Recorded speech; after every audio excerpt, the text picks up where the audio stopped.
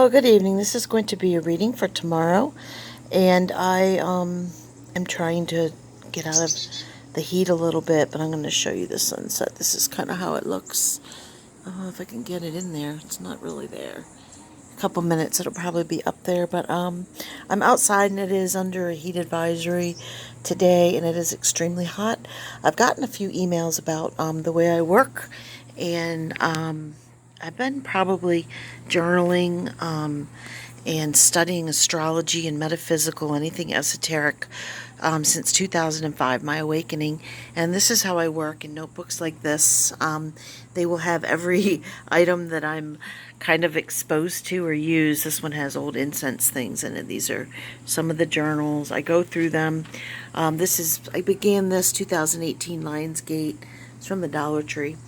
Oracle card decks, art, self-journaling, YouTube books, anything that anybody pretty much workshops I'm also interested in.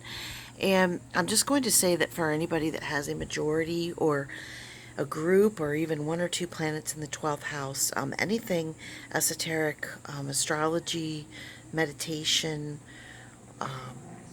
Reiki, anything like that can really, really help. But it can also help when you get a reading for somebody to know where your energy is directed. So, or where you're more apt, based on the house and the planets, to benefit from different types of metaphysical work. So, the first deck I'm going to use today is going to be the Moonology deck. And this is the card that reads, adjustments are required. Now this is a picture of a third quarter moon, and I also drew a second card, which is prosperity lies ahead, new moon in Taurus. Neither one of these moon phases is current right now because we're getting ready to have a full moon in Aquarius, but the Moonology deck goes by the moon phases and the signs, and then it offers advice for you to follow based on the card that you draw. So I'm going to start with this one. Where is it here? Adjustments are required. Third quarter moon. Let me find it.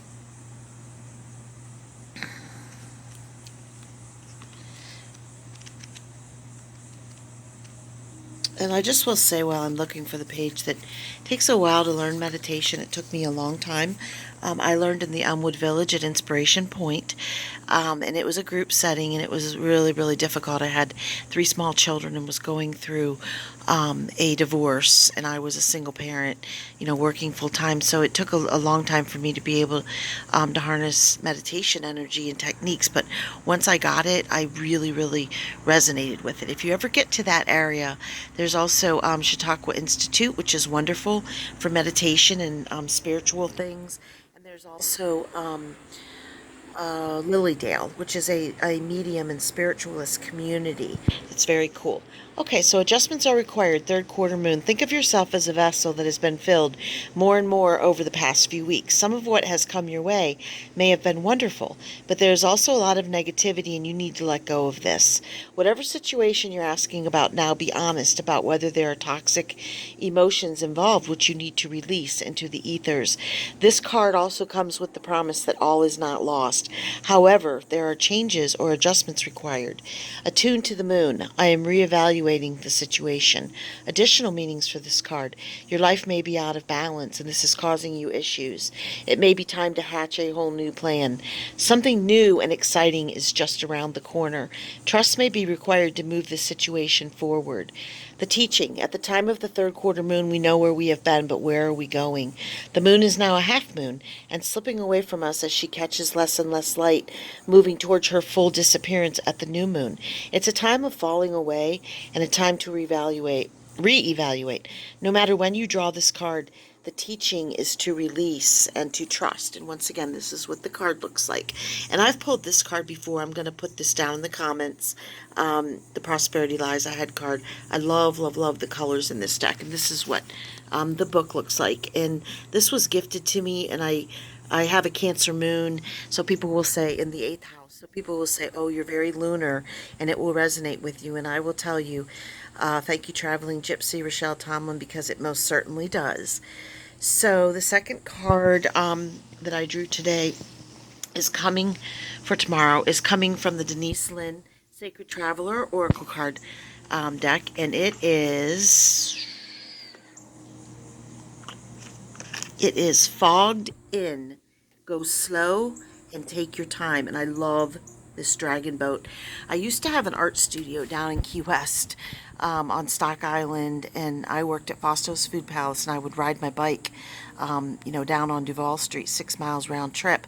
But when I got home to the art studio, and I lived on a sailboat too, but there were boats like this, old boats in Stock Island that people were restoring, and this dragon boat looks kind of like a couple of the fronts of the boats that I saw there. But just wonderful environment for artists. I can't say enough about my experience in Key West. Okay, here is fogged in. Go slow and take your time. Even if you can't see what's around the next corner, go forward slowly and gently. You are safe. When you take the time to go slowly, new perceptions emerge that you can't see if you're moving fast. Move away from the rapid pace of everyday life and step into the majesty of stillness. Resist the impulse to go ahead with your first instinct. Take time to tune into your deeper intuition. Power is born in those times when you relax into the present moment. And I know we're all like in a futuristic society, and everybody's used to speed and fast and instant, but that's not really the way of the mystic. The sacred traveler wants you to know sometimes the mist and fog are so thick that the traveler feels uncertain about everything. Where am I going? What am I meant to do? Why can't I see what's ahead? However, it's in those moments of unknowing that the deepest and most profound answers to life's big questions emerge. The secret is to traverse slowly and carefully as to not fall off the path. Be careful. Proceed with caution in all things as you sense the best direction. Listen to the whisperings of your soul and trust your inner voice. And then this is how the card book looks. So I will say that we're a few days away from the Aquarius full moon, and Leo and Aquarius sit opposite of each other, and full moons can be extremely emotional and times of change. This one is in Aquarius at 22 degrees, and it's sitting, the Leo sun is there, and then it's going to move into Virgo, and Uranus, the planet of unpredictability and shock, is in there as well in that place. So people might be just really stumbling right now, and take your time. Look at what's available. If you need to get a reading, there's so many good people out there who can help you. The new moon, once the full moon culminates, and the release happens on the 15th, I think it's Thursday, I'm in Florida, then the new moon will come, and it'll be a few days where you can process everything and decide pretty much what's next, and where you need to be, and what could possibly work for you that's not working now. And let's not forget that Aquarius is all about individualization, being your authentic, true self.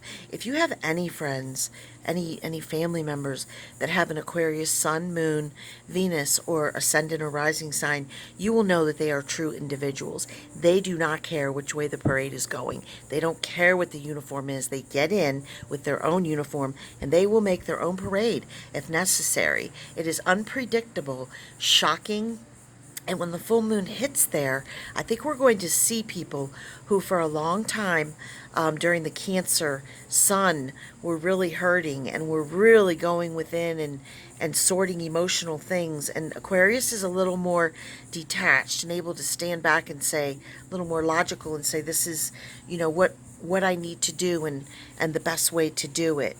So with those cards, I'll end this reading, and I hope everybody has a great day.